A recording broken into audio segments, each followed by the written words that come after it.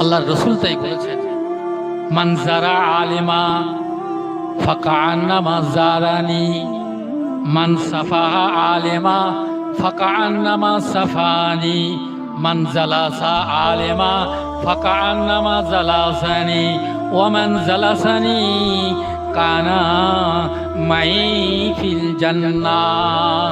চিৎকার মেরে বলেন সুবহান।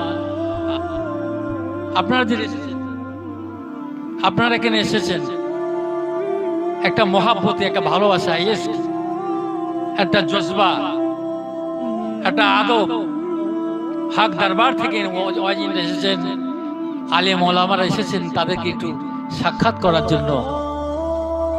আল্লাহ পাক যদি চান তার জীবনের সগীরা গুনাহ আল্লাহ মাফ করে দিয়ে দেন। আল্লাহ নবী বলেন, মান যারা আলেমা ফাকান্নামা যারানি, যারা নাকি আলেমে হাক্কানির সঙ্গে মোলাকাত করলো, সাক্ষাৎ করলো, দেখা করলো, আল্লাহ নবী বলেন ফাকান্নামা যারানি, সে যেন আমি নবী রাসূলুল্লাহ আমার সঙ্গে সাক্ষাৎ করলো। কত বড় কথা! এই আলেমদের দেখা আপনি সাক্ষাৎ করছেন, আলেম ওলি আল্লাহর মজলিসে যখন উপস্থিত হয়েছেন আপনি হাজের নাজের। সুতরাং এই নিয়তে বসেন আল্লাহর ওলিকে দেখতে পাবেন, আল্লাহর হাবিবকে দেখতে পাবেন। সেই আমল যদি আপনি করেন আপনি আল্লাহ ওয়ালা হয়ে যেতে পারেন। মান সাফা আলেমা ফাকান্নামা সাফানি, আল্লাহ নবী বলেন যদি কেউ যদি আলেমে হাক্কানি, আলেমে রব্বানি, আল্লাহ ওয়ালা, আল্লাহর আশিক বান্দার হাতে মুসাফা করে, আল্লাহ নবী বলেন, আল্লাহর হাবিব জানালেন, সে যেন আমি নবী রাসূলুল্লাহ আমার হাতে মুসাফা করলো, আমার হাতে মুসাফা করলো। আজকে আমরা মুসাফা করতে চাইনি, সালাম দিওনি। আমি হাফেজ সাহেব, আমি মৌলানা সাহেব, আমি বড় বক্তা সাহেব, আমি অমুক সাহেব, আমাদের মধ্যে আমার অনেক সম্মান আছে, ইজ্জত আছে রে বাবা। সালামটা আমার নবীর আদর্শ। আল্লাহ নবী বলেন, তুসাল্লিমু সাগীরু আলা কাবীর, এ আমার সাহাবীরা, এ সাহাবীরা, এ ছোটরা, তোরা আগে বড়কে সালাম দে। কে বলেছে? বলেন, কে বললেন? আল্লাহ রাসূল বলে দিয়েছে। তুমি রহমত পেয়ে গেলে, শান্তি পেয়ে গেলে, তুমি আল্লাহর রহমতে পরিগণিত হয়ে গেলে। আমরা বলেছিলাম ও আগে দিবে, আমি আলেম সাহেব, আমি মোল্লা সাহেব, অমুক সাহেব, ও আমার আগে সালাম দিবে না। দেখার সাথে সাথে সালাম প্রদান করো। আল্লাহ রসুল শিখিয়ে দিলেন, আল্লাহ রসুল জানিয়ে দিয়েছে। আজকে আমাদের সালাম প্রদান উঠে যাচ্ছে। ভাই ভাইদের মধ্যে শত্রুতা, দুশ্মনী, বাপ বেটার মধ্যে কথা নেই, পাড়া প্রতিবেশীর সঙ্গে আলাপ নেই। কেন? এই সালাম না হওয়ার জন্য। তাই আমার মুর্শিদ বলেন, আমার মুর্শিদ বলেছেন, হাদিস শরীফের মধ্যে এসেছে যে তুমি ঘরে যখন পৌঁছাবে তুমি সর্বপ্রথমে তোমার বিবিকে সালাম দিয়ে ঘরে প্রবেশ করো। বিবি কথা বলে না, কিন্তু দেখছে স্বামী গিয়ে সালাম যখন দিল, বিবি দিলটা নরম হয়ে গেল। কি ব্যাপার, আজকে আমাকে সালাম দিল। ঘরের ভিতর থেকে ওয়ালাইকুম সালাম বলে ঘরের খিড়কিটা খুলে দিলেন। জোরে বলো না সুবহানাল্লাহ। এটা রহমত হয়ে যাবে। এটাই আমাদের। মান জালাসা আলেমা ফাকান্নামা জালাসানি, আল্লাহ নবী বলেন, যারা আলেমে রব্বানি, আলেমে হাক্কানির মজলিসে যারা বসলো, যারা অবস্থান করলো, হাজির হলো, আল্লাহর হাবিব বলেন ফাকান্নামা জালাসানি, সে যেন আমি নবী রাসূলুল্লাহ আমার মজলিসে বসে পড়লো। আমরা কার মজলিসে বসেছি একটু জোরে বলেন? রাসূলের মজলিসে বসেছি। আমার বাবা জি ভাইরা, এখানে কোনো ভেদাভেদ নেই, দ্বিধা নেই, দ্বন্দ্ব নেই। সকলে আসতে পারে, সবাই বসতে পারে। কোরআনী মজলিসে বাবা, এখানে কোনো বাধা নাই, সবাই এসে বসেন।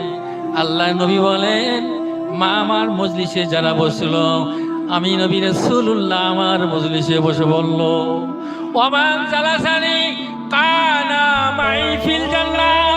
আর শুনে রাখো সাহাবীরা রে, আমি চলে যাব, আমি বিদায় নেব, তোদের মাঝে আর থাকবো না।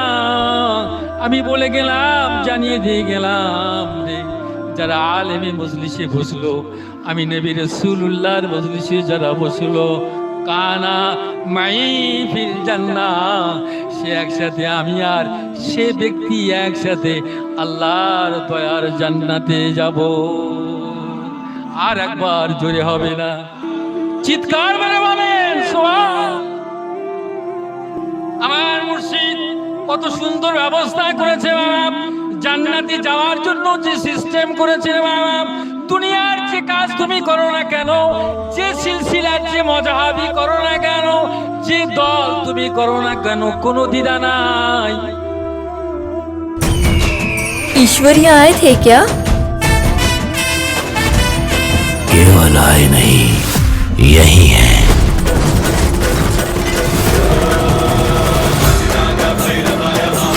भगवान समय समय पर अधर्म का नाश करने के लिए अपने गण भेजते हैं।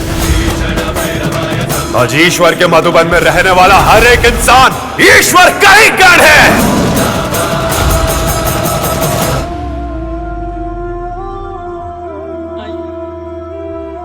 এক কালেমা পড়নে वाला আমরা মুসলমান, একটাই কোরআন আমাদের, একটাই কালেমা আমাদের, এক আল্লাহ, একটাই আমার নবী, একটাই হলো কোরআন। সুতরাং আমাদের মধ্যে কোনো দ্বিধা নাই, কোনো ভেদাভেদ থাকতে পারে না। তাই আল্লাহ নবী বলেন, আল্লাহ রাসূল জানালেন, আল্লাহর হাবিব জানালেন, আল্লাহ রাব্বুল আলামিন কোরআন শরীফে জানালেন, ওয়াতাসিমু বিহাবলিল্লাহি জামিআ ওয়া লা তাফারাকু। তোমরা ইসলামের রজ্জুকে মজবুত করে ধরে রাখো, খবরদার বিচ্ছিত হও না, জুদা হয়ে যেও না, তাফরিক হয়ে যেও না, আলাদা হয়ে যেও না, রসুনের কড়ার মতো হয়ে লেগে থাকো। মুসলমান, আমাদের পরিস্থিতি ভালো নয়, মুসলমানদের পরিস্থিতি ভালো না। কেন? আমাদের কর্মের দ্বারা জৈসা করনি ওয়সা ভরনি। ঈমানকে মজবুত করতে হবে, তাহলে বাঁচতে পারবেন। তা না হলে আমাদের প্রতি অনেক আঘাত আসবে, অনেক ঝঞ্ঝাট আসছে, এসে গেছে, আরো আসবে। কিন্তু মজবুত ঈমান, আল্লাহর প্রতি দৃঢ় বিশ্বাস অটল অচল হবে, ধরে রাখতে হবে। নবীর প্রেম আঁকড়ে ধরে রাখতে হবে। আল্লাহর রজ্জুকে মজবুত করে যদি ধরে রাখতে পারি, বাতিল ফিরকা অটোমেটিক ধ্বংস হয়ে যাবে। জোরে বলুন না, একটু জোরে বলেন। আমার ভাইরা, ঈমান পরীক্ষার সময় এসে গেছে, খুব দুর্দিন আমাদের এসে গেছে। কি বয়ান আপনাদের করব? আল্লাহ পাক কোরআনে বলেছে, বিসমিল্লাহির রহমানির রহিম, ওয়াল আসরি ইন্নাল ইনসানা লাফি খুসর ইল্লাল্লাযীনা আমানু ওয়া আমিলুস সালিহাতি ওয়া তাওয়াসাউ বিল হাক্কি ওয়া তাওয়াসাউ বিস সবর। আল্লাহ পাক আসরের কসম করে বলছে, হ্যাঁ, ইন্নাল ইনসানা, নিশ্চয় মানুষ ক্ষতিগ্রস্তের মধ্যে, এরা অবনতির মধ্যে, উন্নতি নেই, এরা অবনতির মধ্যে, এরা খাসারার মধ্যে, এরা জলিল খান, এরা খারাপির মধ্যে আল্লাহ পাক বলেছেন। কিন্তু আবার বলছে ইল্লাল্লাযীনা আমানু, ছাড়া ব্যতীত, ইল্লা ব্যতীত, ইল্লাল্লাযীনা আমানু, যারা নাকি আল্লাহর প্রতি ঈমান এনেছে, ওয়া আমিলুস সালিহাত, যারা নেক আমল করেছে, এরা ছাড়া আর যা আছে সব ক্ষতিগ্রস্তর মধ্যে। বলুন নাউজুবিল্লাহ, বলেন। আল্লাহ আমাদেরকে হেফাজত করেন, বলুন আমিন। আমার আল্লাহ পাক জানিয়ে দিলেন, ওয়া তাওয়াসাউ বিল হক ওয়া তাওয়াসাউ বিস সবর, তোমরা হকের উপরে প্রতিষ্ঠিত থাকো, আর তোমরা সবর ইখতিয়ার করো, ধৈর্য ধারণ করো।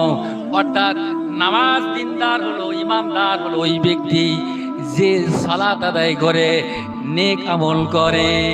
আর পরেজগার ওই ব্যক্তি যে গুনাহ থেকে বাঁচে। জোরে হবে না?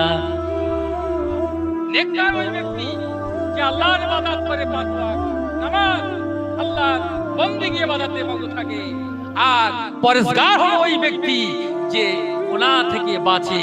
পরেজগার মানে গুনাহ থেকে বাঁচে।